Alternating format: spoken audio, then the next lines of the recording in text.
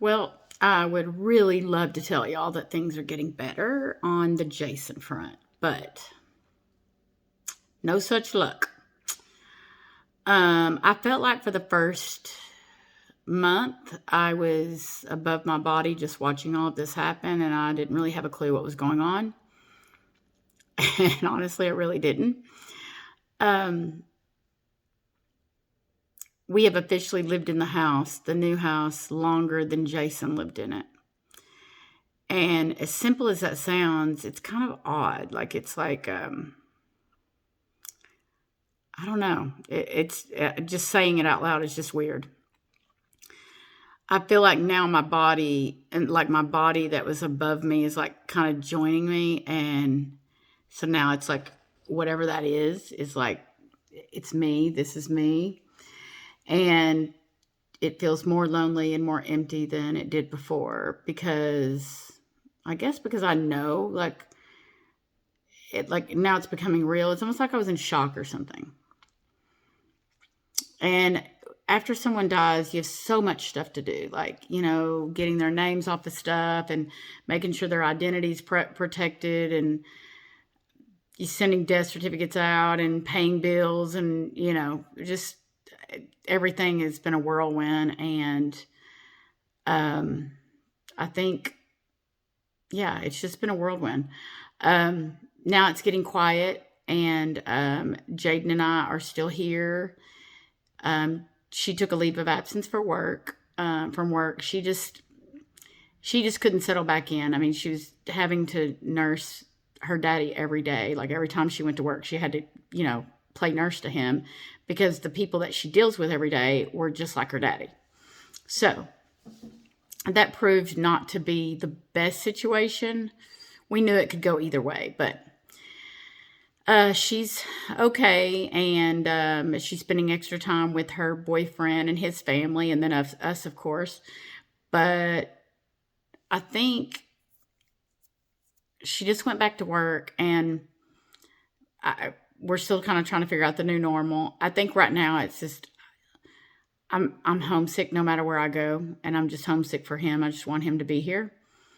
I feel like I want to scream out and just tell somebody, like, I wasn't ready. I need a do-over. Like, I rewind. I shoulda, coulda, woulda. That occupies most of my thinking. But what I was going to say, we sold the house on Ballard Road, and we sold it to, I think it was a husband and wife, and then like her parents or something. They're going to put two houses on it. It's not a secret that we both loved the property. Jason loved the property a lot. And he felt like he had his own space, and it was 12 acres, and it was a lot, and it was beautiful. It has beautiful pecan trees on it, and we fought them tooth and nail for 20 years, and we fought to mow the property. And I mean, Jason was sick, and everything, it was always something. So he never wanted to give up on it, and I just knew we were not going to be able to build our dream home given the circumstances. We just weren't going to be able to do it. So basically, we decided to sell, and we came here. And the people that bought our property have been in touch with the realtor and, whatever. But before Jason passed away, when we were still in the camper, one night he said to me, I don't have a legacy. And I was like, what are you talking about? And he's like, I don't have a legacy.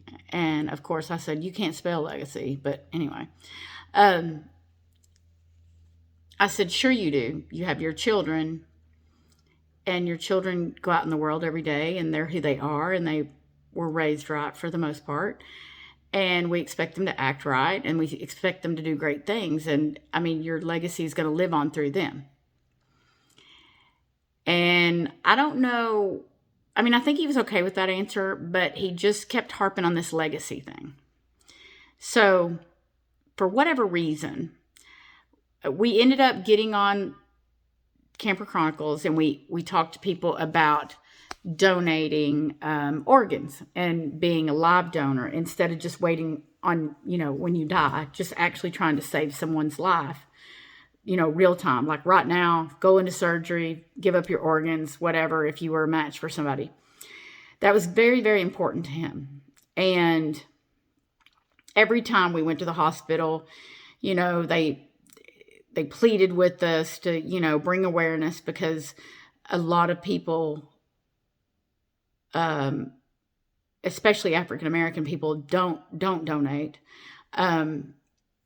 Jason always said people were phobic and you couldn't do it or whatever. And that may be true. I don't know. I don't like lumping everybody into one generalization. But anyway, everybody has their beliefs and everybody's entitled to them. So we just came from a side of, I would have given anything to save his life kind of thing. So like we could relate to that. Some people have never had this and they've never had to deal with that because they've had to deal with other things. So this is not near and dear to their heart. So we got on Camper Chronicles that night and we pleaded with people to, be a live donor. And believe it or not, I think all total, we had like 14 people that messaged us and showed us the paperwork where they got, they signed up to be a live donor. That is amazing. Like, we didn't even know if we could get one person to do that, because that's a huge step. And we did. He actually, there was 14 people. We're extremely proud of that. And I, of course, lately have felt like I didn't do enough. Like I didn't do enough to help him do what he needed to do. And I feel really guilty for that. But the owners of the new property, it's just weird that I was worried about that. And I remembered that conversation word for word. And that word legacy has just driven me absolutely crazy. And I don't know why. So anyway, I was speaking to my realtor and she was telling me that the people, that own the house now or own the property now, they called her and they were asking her a couple of questions. And she told them that she was not going to bother me because, I was grieving Jason and he had passed away. And so anyway, the next night she sends me a message and she said, I hope you don't mind. But she shared a text message with me from this lady that bought our property. And essentially the text message basically said, a girl from her daughter's preschool, a little girl's mom from her daughter's preschool mentioned to her that she used to come to bonfires and parties over at Ballard Road at our house back in the day. And she told her that we always threw parties for cheerleaders and football players and friends and family and whatever. And we had bonfires at the house and how much fun it was, whatever. And so in this text message, she actually did say, I hope that they know that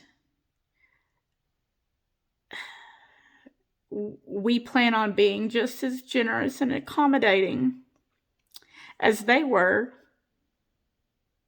so that their legacy will live on. So there's that word again.